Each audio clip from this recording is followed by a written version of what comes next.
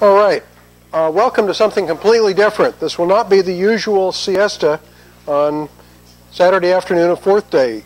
We're going to require that people stand up and circulate blood, move around, get their hands on our hardware, get their hands on our software, answer any questions that they have about what we're doing and how it works, and basically learn as much as possible in an afternoon. The format is that of a buffet.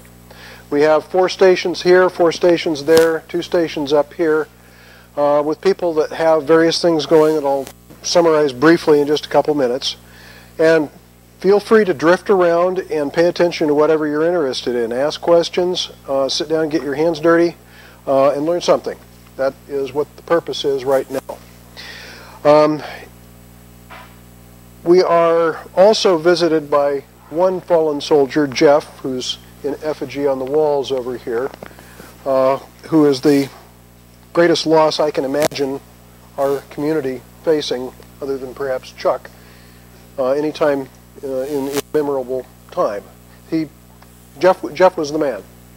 Jeff was the guy that I could give a piece of code to for our chips and expect it to come back half the size or twice as fast. It was wonderful to be able to work with him, and it's a tragic loss for us all. I'm just hoping that Jeff can, from somewhere, be observing what we're all doing and getting a giggle out of it now and again. At any rate, here's to you, Jeff. We miss you. We are also not visited by Michael Matvolishki this afternoon. He didn't stay away because he doesn't like us. He stayed away because he has the flu and thought that nobody would like to gather that from him today. So, we miss you, Michael, too. Quick update on where we're at, because we told you about all our wonderful plans last year. We, in fact, have done an evaluation wafer run, a full engineering wafer run, as a matter of fact. 8 corner wafers, 8 typical wafers. We've characterized them all. We've run them all. They all work, amazingly enough. So, again, the scams that you hear from a lot of people in the industry that asynchronous computers are terribly difficult things to make work, that no one could possibly do it, is BS, and we've shown it to be BS. Not only do we work in all the process corners that our fab will let us get into, we work at all the temperatures, all of the voltages, and shortly we will prove that we work under other interesting conditions of stress. We have tested our chips down to 73 degrees C below zero and up to 130.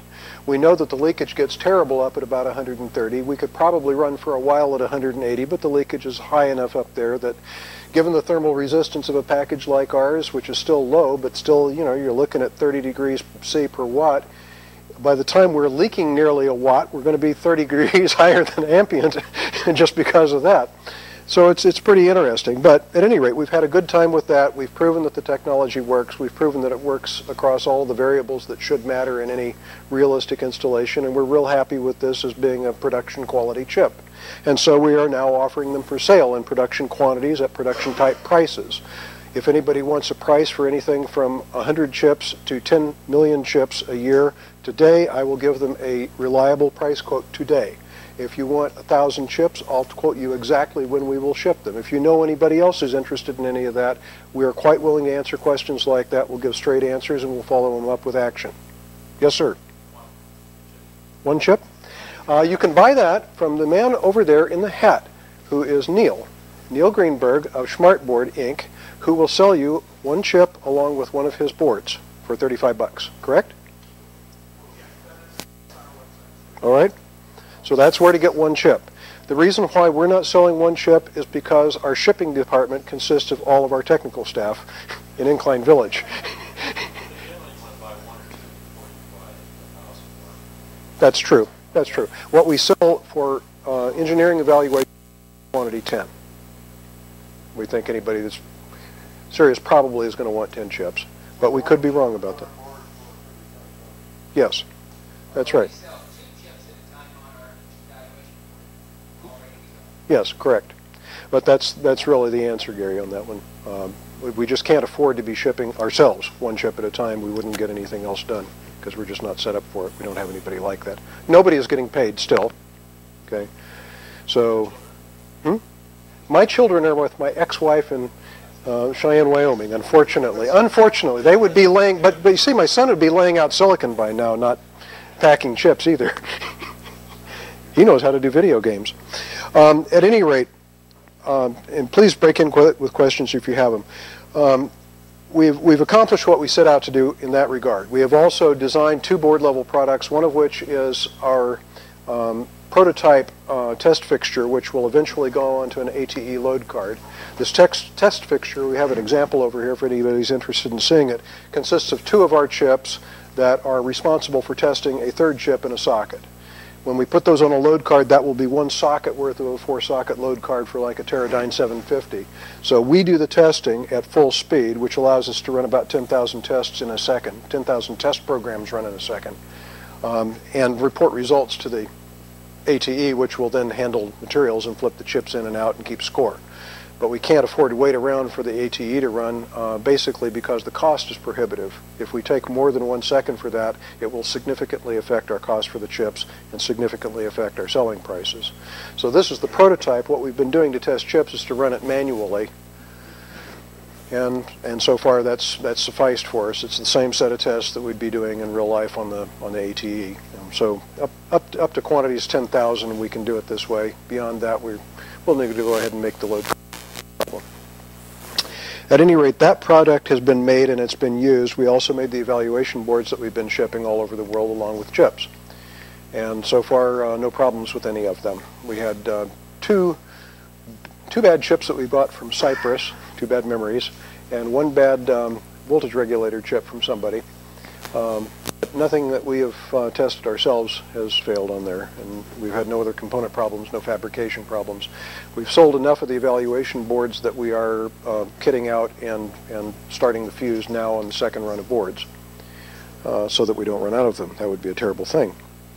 Another thing that we've done during this time, and those are the things that we guaranteed that we do, along with developing software and writing documentation, which we've been doing as fast as we can. There's a great deal of documentation on the website now. If you print it all out double-sided, you end up with about a 3/4 inch stack, which is a good start for reading from anybody. And if somebody's read all of that and is hurting for more, they can come up and help us draft some more of it. That would be appreciated greatly. We have formed a partnership with an interesting outfit called Smartboard, whose VP Marketing and Sales, Neil Greenberg, is over here on the side.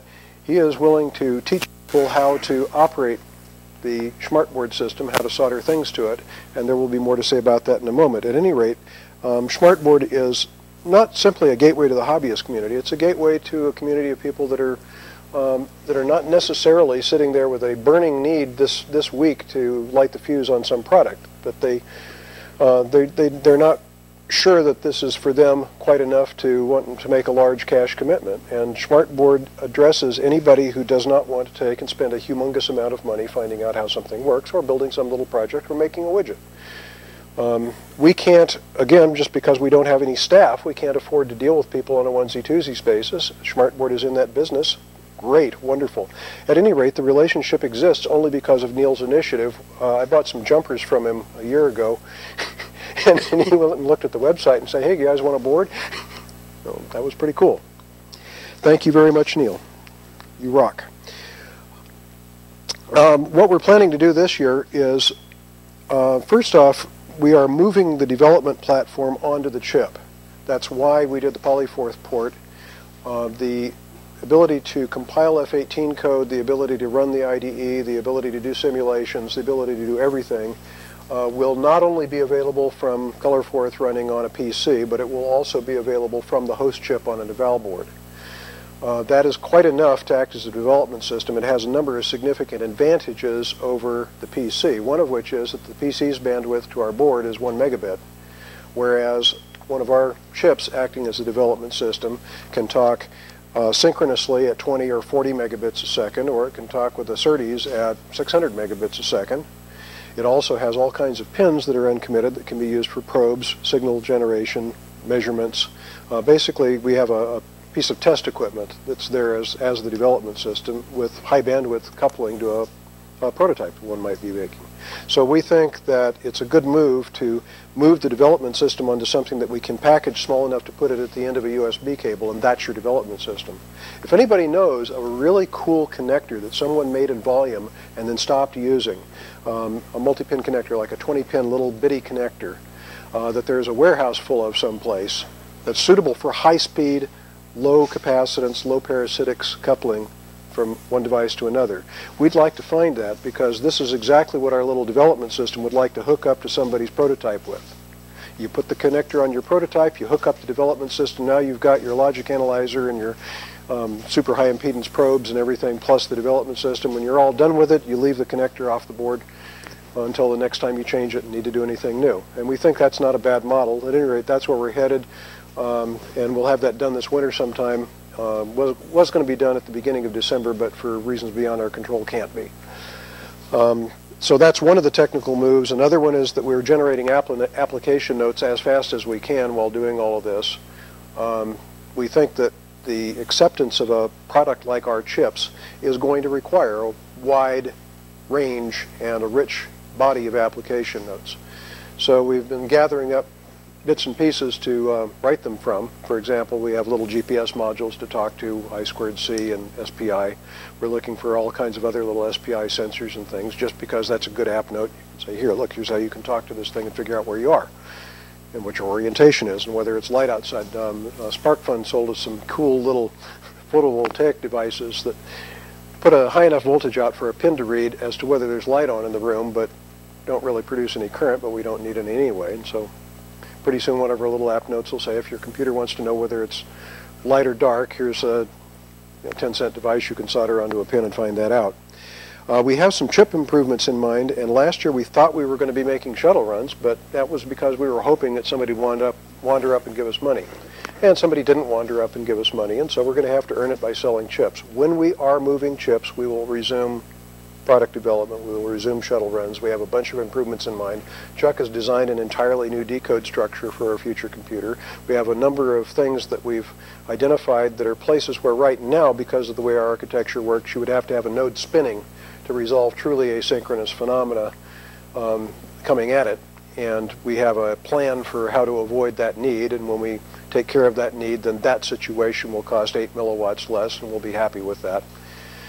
So there are a bunch of these things that we need to do, and we will be doing as soon as we can afford to. And that's part of the plan for this year, we hope, because we'd like to find a few people that are buying enough of our chips to justify doing that. On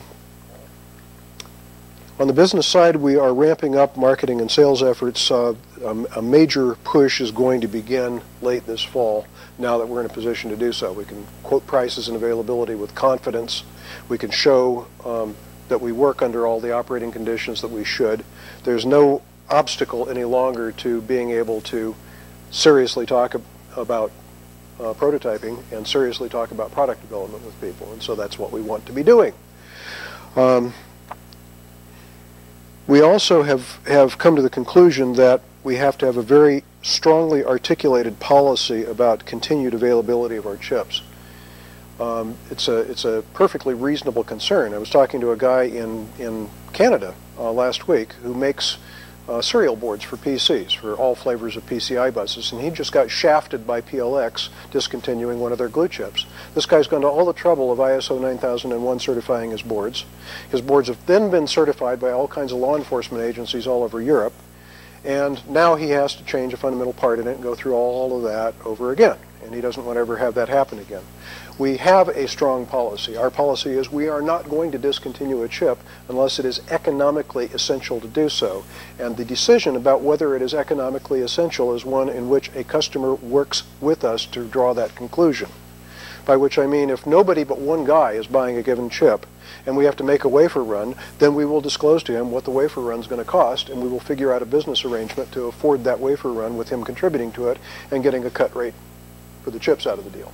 If we find that our masks are polluted and we have to pay a new masking charge, that's a lot of money. We will bring that to the guy and say, look here, this is what it's going to cost to make new masks. Do you want these chips bad enough to help us out on that? If so, we'll cut again a deal where the guy doesn't get screwed as a result if he's still buying chips. The ultimate place where we can't do it anymore without a major investment is if somebody closes down their fab of the technology that we're using, and then we would have to completely redesign and requalify the same chip. At that point, the probable logical decision is, well, it's time to stop making the product out of that chip and use one of our newer ones, and we'll help you with that if necessary. But the point is that we are not going to do the thing that so many companies do, which is to discontinue a product because, gosh, we've got too many products, or gosh, we don't make enough margin on this one, or gosh, this, or gosh, that. We will not ask an engineer to make a commitment. We will not ask an entrepreneur to base his company on something that we're not willing to provide to him until it is just absolutely infeasible to provide it to him anymore.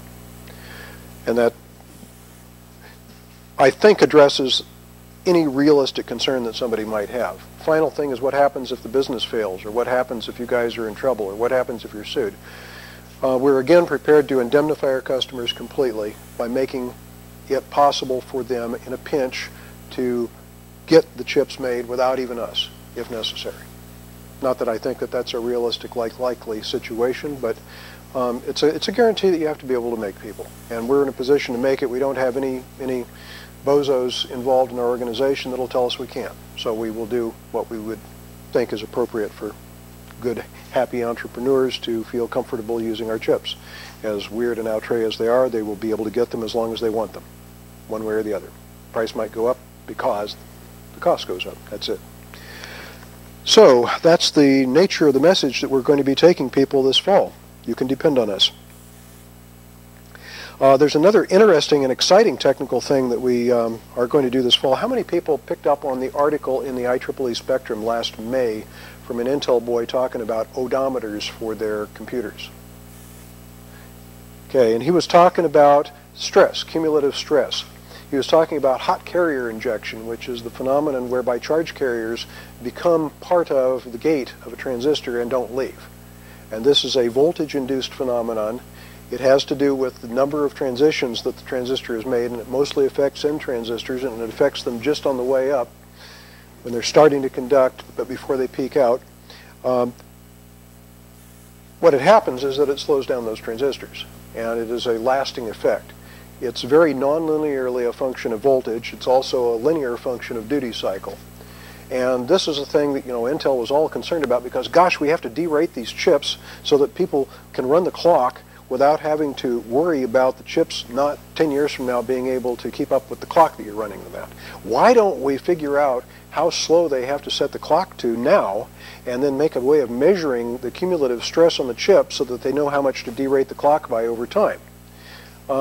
Well, this is an intrinsic characteristic of Chuck's computer design. In fact, it is a topic that was addressed in one of his first patents called the optimum clock, where the clock was a ring oscillator or a delay line. Well, guess what our timing elements are? When we need to measure time, we use a delay line made out of inverters, just like a ring oscillator. Guess what Intel is planning to use for their instrument to measure cumulative stress on their chips to control the clock degradation? A ring oscillator. Okay, well, we have them built in. And so one of the things we're going to prove, we're going to go ahead and put chips under stress at 3 volts. We're going to run one node flat out for several weeks until we finally start measuring degradation and start being able to put data points down on the curve. We're going to find out just exactly how much we slow down for a given amount of exposure to that kind of voltage. Because we can do that to one node without affecting the rest of the chip, we can measure the differential effect between that node and the rest of the chip. So now we can instrument the bejeebers out of this thing. We can take measurements over various temperatures. We're told that you have to worry about this more at low temperatures, but nobody's given us any data. We'll get the data, and we'll publish the data, and that will be fun. The point being, though, that we will be able to show at the end of this fall's data collection that even under the condition of accumulated stress, the computers just slow down, and only the ones that have been running at a duty cycle that would cause them to slow down, do they slow down. They don't stop working because we'll run all of our diagnostics and they will prove that the computers still work. The cool thing about that is that it allows a designer more degrees of freedom. It means that if you need a thing to run faster, but at a low duty cycle, one of the options you have is to run VDD up. The recommended VDD maximum by our fab is 2 volts, but actually the punch-through voltage is 3.6 volts. And actually you can take and run those things just fine at 3 volts. It's just that the degradation, the hot carrier injection, is dramatically accelerated. But it's a linear function of duty cycle. We can run at a 1,000th duty cycle if we want to. So what we'll be able to quantify is how much you can augment speed and at what duty cycle you can do it for how long before the thing starts slowing down. It's not going to break, it's just going to slow down. And we'll publish that data too, and that'll be kind of entertaining because nobody else has data like that. It'll be fun.